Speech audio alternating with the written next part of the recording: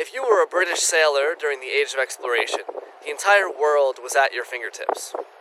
As great as that sounds, though, you would have had a problem. Even if you survived the thousands of miles of stormy oceans, mutinies, and pirate raids, there was another threat you had to contend with, and one far more deadly. The scourge of the seas, also known as scurvy. Scurvy, between the years of 1500 and 1800, slowly and painfully killed over 2 million British sailors. And it wasn't until 1768 that a captain conducted a voyage free of this deadly disease. In order to prevent it, he didn't use some magical elixir, but a simple food that's been around since the dawn of time. So, what was this colonial-era superfood?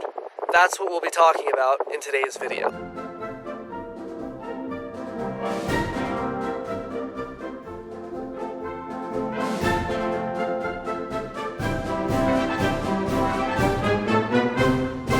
Scurvy is an entirely preventable disease, which means it's caused by the absence or presence of something which is easy to control.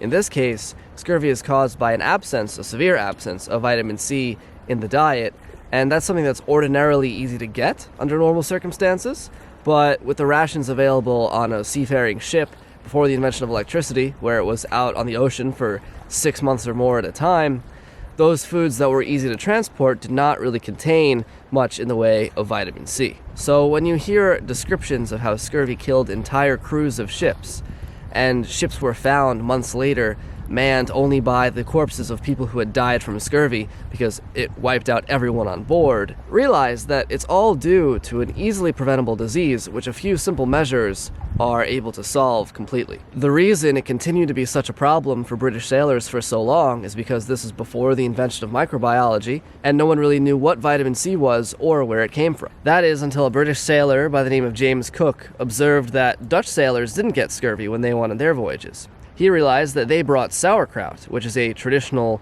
fermented food from Central, Eastern, and Northern Europe, and he hypothesized that it might be the sauerkraut that prevented the Dutch from getting scurvy, while the British sailors who didn't eat sauerkraut fell victim to it. So, on his next voyage to the East Indies, he brought about 8,000 pounds of sauerkraut on board, and after some coercing and finagling to get his British sailors, who didn't want to eat this strange, smelly foreign food, to eat sauerkraut, he didn't have a single victim of scurvy on board his ship that voyage. While sauerkraut isn't the only food that will prevent scurvy, sauerkraut doesn't go bad on long voyages stored at room temperature because it is a fermented food, whereas fruits like oranges and lemons and other fresh fruits and vegetables will go bad relatively quickly. So what does it mean for a food to be fermented?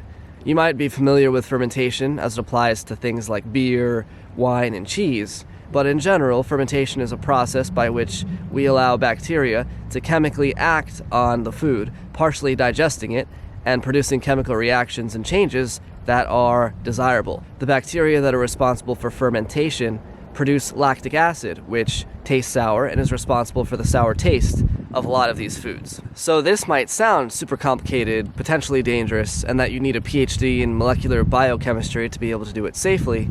But rest assured that humans have been fermenting foods both intentionally and unintentionally since before the dawn of history, and if they could do it safely, then so can you. As a general outline, the process goes like this.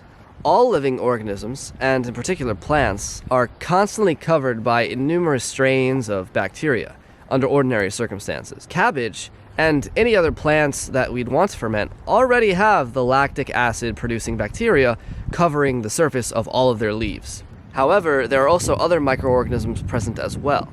And because all microorganisms are constantly engaged in a war for survival with one another, in order for the good bacteria that we want to proliferate, we have to create an environment that is favorable to them. For vegetables, by adding salt and eliminating oxygen, we create just the right environment that is favorable for the lactic acid producing bacteria and is hostile for all other sorts of microorganisms that we don't want, such as mold and competing forms of bacteria. In this environment, with all their enemies held at bay, they start proliferating like crazy. And in this process of replication, they turn the cabbage into something that is much more desirable, sauerkraut. So why is this byproduct of partial bacterial digestion and decomposition so desirable? Well, here are a few reasons. First, and most importantly for the theme of this video, sauerkraut is super high in vitamin C. It's really hard to pin down the exact amount because different preparations vary wildly, but sauerkraut can contain anywhere from 10 to 100% of the recommended daily value of vitamin C in one 100-gram serving. This is what made it such a potent cure for scurvy. Without any other sources of vitamin C, sauerkraut is the only food you need to prevent scurvy. It also comes without any of the sugar, like a lot of other fruits that contain vitamin C, such as oranges, have. Second, sauerkraut is a good source of many other vitamins in general, and in particular, the B vitamins and vitamin K2. Third, and this is of course a huge discussion on its own, is the probiotic benefit. There are billions upon billions of bacteria in your intestines that help you digest your own food, and it just so happens that some of those strains are also the ones that turn cabbage into sauerkraut. By eating sauerkraut, some of these bacteria will find their way into your gut, where they will reinforce existing colonies of bacteria, fight off the bad bacteria, and help with overall digestion. Fourth is that you get all these benefits in a food that doesn't require refrigeration. That's because the bacteria, when they produce that lactic acid, combine that with the salt and the low oxygen environment, create an environment that is hostile to any other organisms that could make it go rotten. This is what made it so important for the sailors, because any of the other known sources of vitamin C would go bad after a few weeks. Fifth is it's easy to make with widely available materials. Cabbage grows in a lot more places than lemons and other citrus fruits, and if you care about eating locally for environmental and sustainability reasons, well, it's a lot easier to get your vitamin C from sauerkraut instead of having to ship oranges from Florida or lemons from Italy. Lastly, and I guess this is pretty subjective, is it tastes great. I think it's a great condiment and can replace a number of other potentially more unhealthy condiments such as ketchup, which are full of sugar and other chemicals. While all these benefits are great reasons why you should consider eating sauerkraut, for the Brits, what they cared about was the vitamin C. And it worked. By bringing sauerkraut aboard any seafaring vessel, scurvy pretty much became a thing of the past, and sailors no longer had to worry about the slow, painful death that it caused. It might be easy for us to look on this episode of history and ridicule these people for not knowing that something so seemingly obvious could have prevented millions of people from dying, while we pat ourselves on the back and congratulate ourselves for being so enlightened as to be impervious to any similarly preventable medical calamities. But think about this for a second. The British Empire at that time was the undisputed power of the world, and they saw themselves as masters of science and learning and high civilization.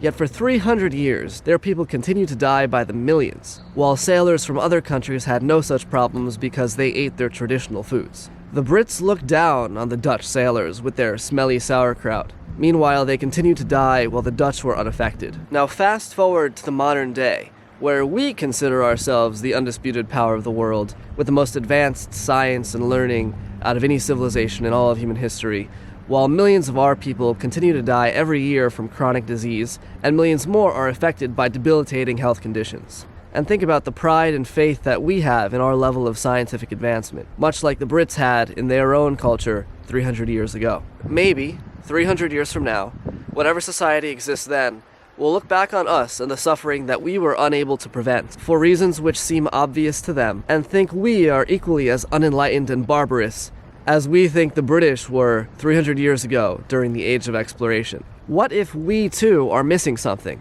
What is this generation's sauerkraut, that obvious cure hidden in plain sight, that we're failing to see? Anyway, that's all I have for now on this topic.